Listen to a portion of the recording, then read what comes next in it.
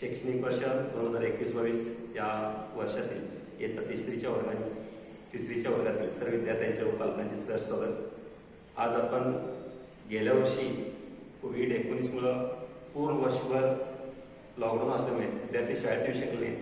घरीच पालकांच्या सहकार्याने किंवा मार्गदर्शनाने किंवा आमच्या ऑनलाईन अभ्यासक्रम आम्ही जे सुरू होतो त्या पद्धतीने अभ्यास करत आलेले आहेत विद्यार्थी। त्याचबरोबर यावर्षी देखील ऑनलाईन किंवा ऑफलाईन पद्धतीने विद्यार्थी अभ्यास करतील व ज्यावेळी शाळा सुरू होईल त्यावेळी आमोरासमोर विद्यार्थी शिक्षक आमोरासमोर अभ्यासक्रम सुरू होईल। तर आज आपण इयत्ता तिसरीतील गणित विषय घेतोय। गणित विषयामधील भौमितिक आकृत्यांची ओळख हा घटक मी तुम्हाला शिकवतो। विषय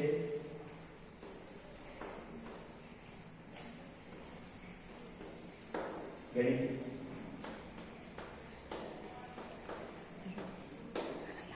भौमितिक आकृत्यांची ओळख।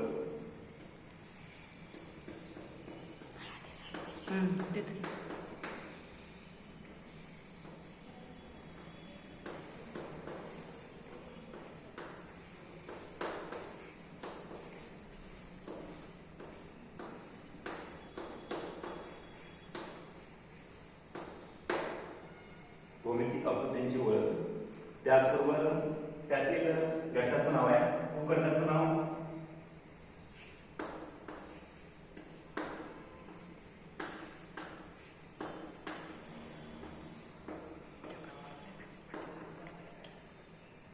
चौकोन, त्रिकोण,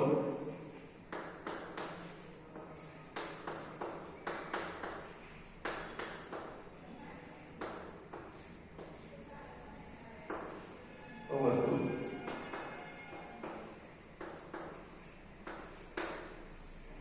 या आकृत्या आज आपण शिकणार आहोत। तर गेल्या वर्षी इयत्ता दुसरीमध्ये शिकलेले जे विद्यार्थी आहेत, इयत्ता दुसरीमध्ये शिकत असलेले विद्यार्थी आता तिसरीमध्ये आलेले आहेत, त्यांना उजळणी म्हणून भौमितिक आकृती पूर्वी झालेला आहे पहिलीला दुसरीला आकृतीची ओळख। तरी देखील आज मी तुमच्या समोर आकृती वगैरे काढून सांगणार आहोत। तरी जी कंपास पेटी आहे त्या कंपास पेटीमधील थोडी माहिती देतो मी। याला आपण त्रिकोण म्हणतोय। आता हा त्रिकोण होऊ शकतो, तीन कोण आहे त्याला 1 2 3, तीन बाजू आहेत 1 2 3 आणि 3 शिरोबिंदू आहेत। इथे एक असतो, इथे एक असतो आणि या ठिकाणी एक असतो।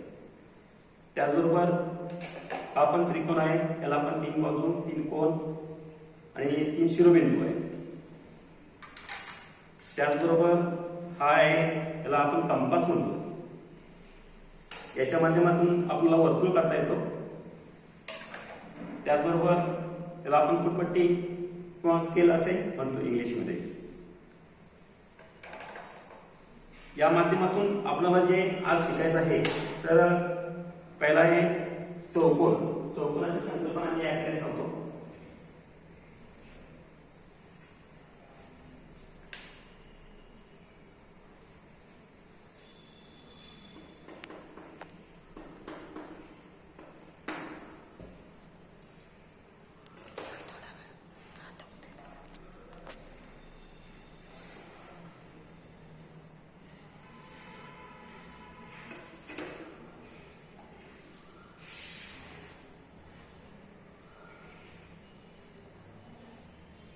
चौकोन त्यानंतर चौकोनाचे विविध आकार या ठिकाणी तुम्हाला काढून देतो। पहिला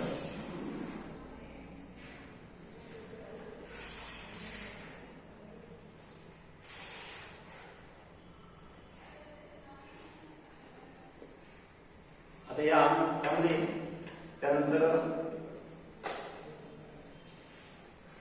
हा पहिल्यांदा चौकोन आहे, त्यानंतर हा आयत देखील आहे।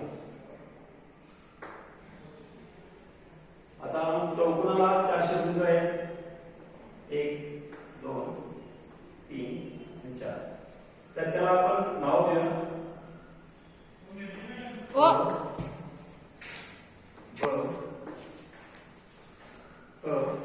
आणि ड असं।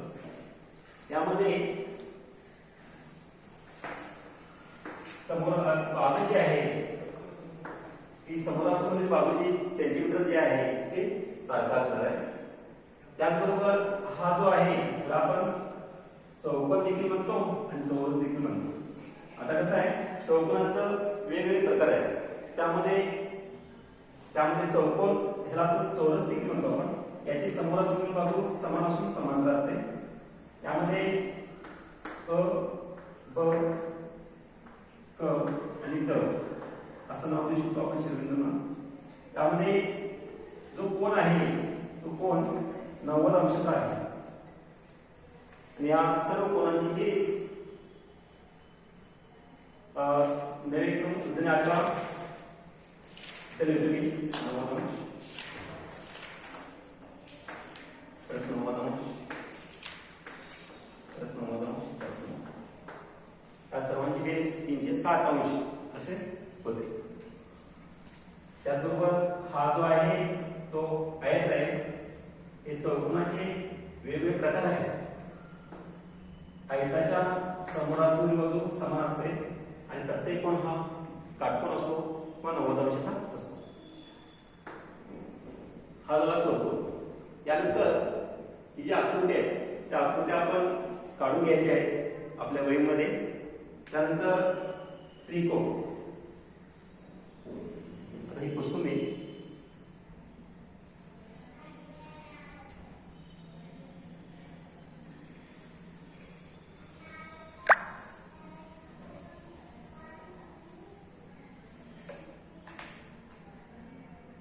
आता आपल्याकडे एक त्रिकोण आहे. त्या त्रिकोण असे म्हणतो. त्या त्रिकोणाच्या माध्यमातून आपण त्रिकोण काढू शकतो.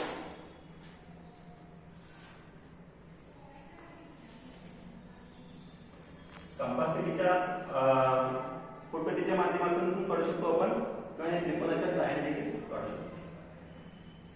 हा त्रिकोण झालेला. या त्रिकोणामध्ये 3 कोन 3 शिरोबिंदू आहेत. 3 शिरोबिंदूंना जोडून हा त्रिकोण तयार झालेला आहे.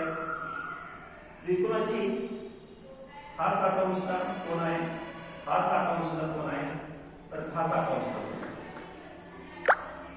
तर या तिन्ही कोनांची बेरीज 60 12 मध्ये काढा 180 अंश असते. तर 3 कोन 3 बाजू आणि 3 शिरोबिंदू च्या माध्यमातून त्रिकोण तयार होतो. आणि त्रिकोणाचे देखील विविध आकार आपण काढू शकतो. विविध आकार असतात.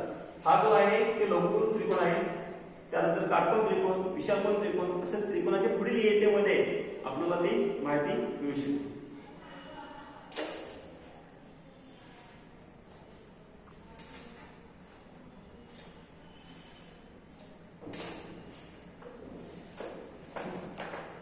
हा जो आहे तो काटकोन त्रिकोण आहे. हा जो कोन आहे तो 90 अंशाचा कोन आहे. हा पण त्रिकोण आहे. त्यानंतर तुम्हाला स्पर्धा परीक्षेमध्ये विचारतील एक त्रिकोणाचे विविध आकार देतील आणि तुम्हाला ते सांगतील हा यातील त्रिकोण ABCD त्यापैकी कोणता त्रिकोण नाही तर तुम्हाला ते ओळखता आलं पाहिजे त्यावेळी. तर 3 कोन असेल 3 बाजू असतील तर आपण त्याला त्रिकोण असे म्हणू शकतो. त्यानंतर शेवट आहे तो वर्तुळ आहे.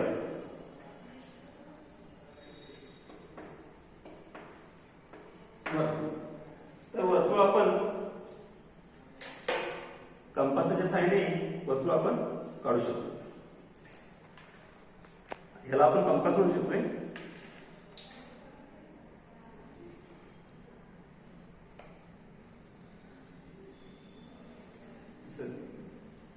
आणि वर्तुळाचे लहान मोठे आकार आपण या ठिकाणी काढू शकतो.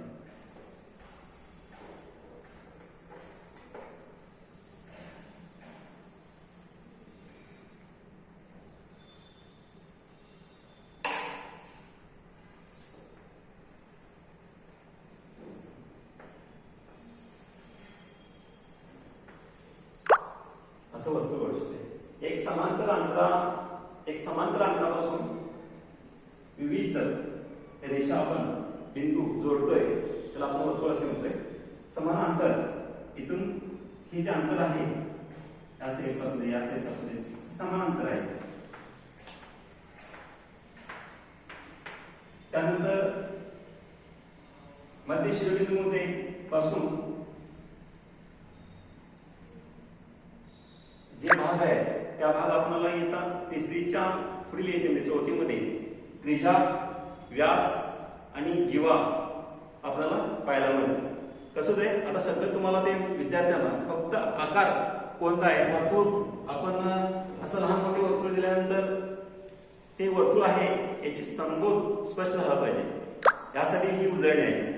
त्याचबरोबर हे वर्तुळ झाले, त्यानंतर खालील चित्रे पाहून त्यातील भौमितिक आकृत्या ओळखा व काढा, त्यांची नावे लिहा. आता चित्र दिलेत आणि त्या आकृती कोणती आहे त्या आपल्या पाल्याने किंवा विद्यार्थ्यांनी ते लिहायचं आहे आणि पालकांनी ते लिहून घ्यायचं आहे. पहिला आकृती ती काढायची. आता जे दिलेलं आहे ते पहिलं दिलेलं आहे टीव्ही दिलेलं आहे किंवा आपण स्क्रीन म्हणतोय कॉम्प्युटरचा. ते कॉम्प्युटर स्क्रीनला आपण स्क्रीन जे आहे ते आयताकृती आहे पण त्याला आयत असं म्हणतो. आणि जो कॅरम आहे तो कॅरम त्याचे चारी कोण समान आहे आणि समोरासमोर बाजू समान असून समांतर आहे, त्याला आपण चौरस असे म्हणतो. त्यानंतर जे एक आपण काय म्हणतो त्याला त्रिकोण आहे ते खाण्याचा पदार्थ आहे, समोसा आहे. समोसा हा त्रिकोणाच्या आकाराचा असतो. आपण बेकरीमध्ये गेल्यानंतर आपल्याला पाहायला मिळतं.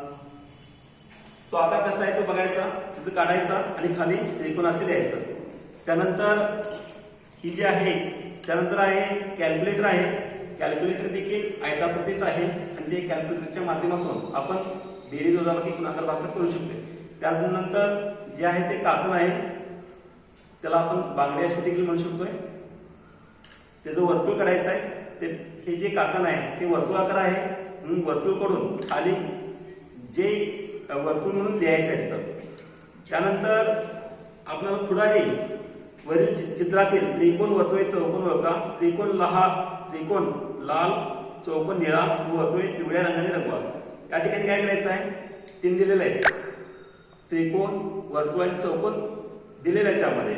मग ते वेगवेगळे कलर जे आहेत, त्रिकोणला एकसारखा कलर द्यायचा, चौकोनला एकसारखा कलर द्यायचा आणि वर्तुळला एकसारखा कलर द्यायचा. मग कोणता कलर, त्रिकोणला लाल कलरला रंगवायचा आहे, त्यानंतर चौकोनला निळ्या कलरनं रंगवायचा आहे आणि वर्तुळला पिवळ्या रंगानं रंग द्यायचा आहे. त्यानंतर ते लक्षात येतं की लालनं कुठला कलर रंगवला आहे, त्रिकोण, निळ्यानं कोणता, चौकोन आणि पिवळ्यानं कोणता रंगवला आहे तर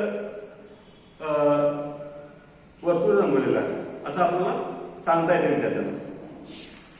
त्यानंतर कडा व कोपरे ही जी संकल्पना आहे ती आपण पुढच्या घटकामध्ये घेऊया. कडा कोणते, कोपरा कोणते, त्यामध्ये टेबलाला किती कडा असतात, किती कोपरा असतात, हे पुढील भागामध्ये आपण शिकूया.